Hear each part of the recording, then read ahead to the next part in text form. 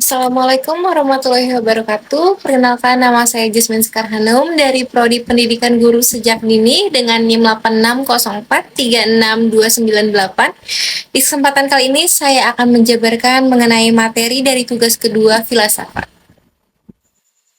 Yang pertama, bagaimana filsafat ilmu mengawasi dan memperkuat eksistensi keilmiahan serta nilai-nilai dalam ilmu pendidikan. Filsafat ilmu berperan sebagai kompas, sekaligus hakim bagi ilmu pendidikan. Tanpanya, pendidikan hanya akan menjadi sekumpulan teknik mengajar tanpa arah dan landasan yang kokoh. Berikut bagaimana filsafat ilmu menjadikan perannya dalam tiga aspek utama tersebut. Nah, apa sih tiga aspek utama filsafat ilmu dalam menjalankan perannya? Yang pertama yaitu mengawasi dan memperkuat eksistensi ataupun ontologi.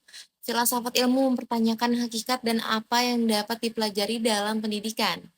Aspek ontologi memastikan bahwa ilmu pendidikan memiliki objek kajian yang jelas dan mandiri. Lalu yang kedua ada menjaga keilmiahan atau epistemologi. Melalui epistemologi, filsafat ilmu menguji bagaimana pengetahuan dalam pendidikan dapat diperoleh, divalidasi, dan dapat dipertanggungjawabkan secara ilmiah. Lalu yang ketiga ada menanamkan dan mengawasi nilai atau aksiologi. Nah, disinilah aksiologi berperan untuk memastikan bahwa ilmu tersebut memberikan manfaat nyata dan beretika. Lalu, bagaimana pendidikan yang bermakna dan bernilai turut memperkuat perkembangan filsafat ilmu?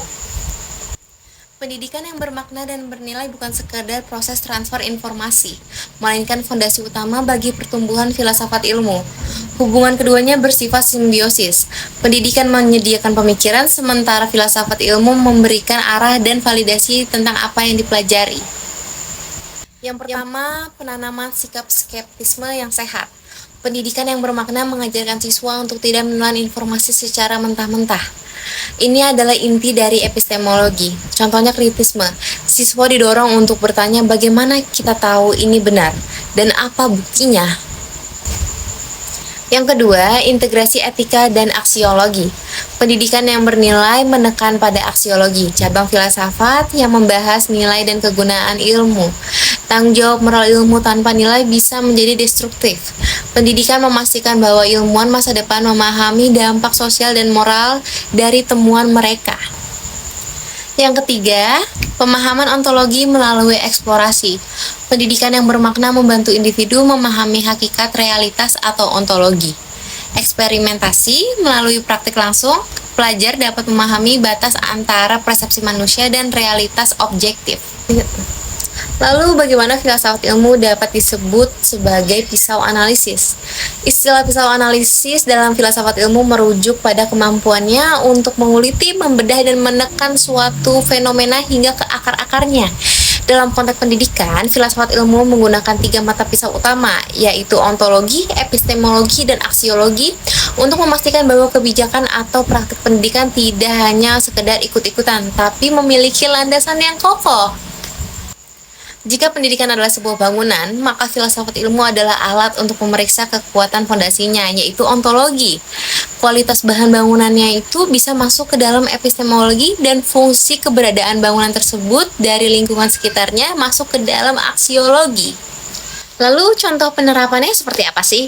Dalam kebijakan kurikulum, contohnya kurikulum merdeka, kebijakan ini tidak muncul begitu saja, melainkan memiliki landasan filosofi yang kuat.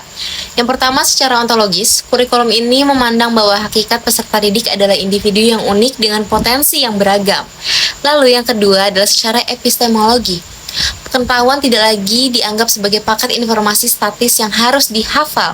Lalu yang ketiga secara aksiologis. Tujuannya bukan sekedar kelulusan akademik atau skor ujian nasional, melainkan pembentukan karakter seperti dalam profil pelajar Pancasila yang memiliki moralitas dan kemandirian. Oke, setelah kalian mendengarkan penjelasan dari saya, kesimpulan dari video ini adalah filsafat ilmu adalah instrumen kritis yang menjaga agar pendidikan tidak kehilangan jiwanya. Tanpa filsafat ilmu, pendidikan akan menjadi aktivitas yang buta arah. Sekian penjelasan dari saya. Terima kasih, mohon maaf bila ada salah-salah kata. Assalamualaikum warahmatullahi wabarakatuh.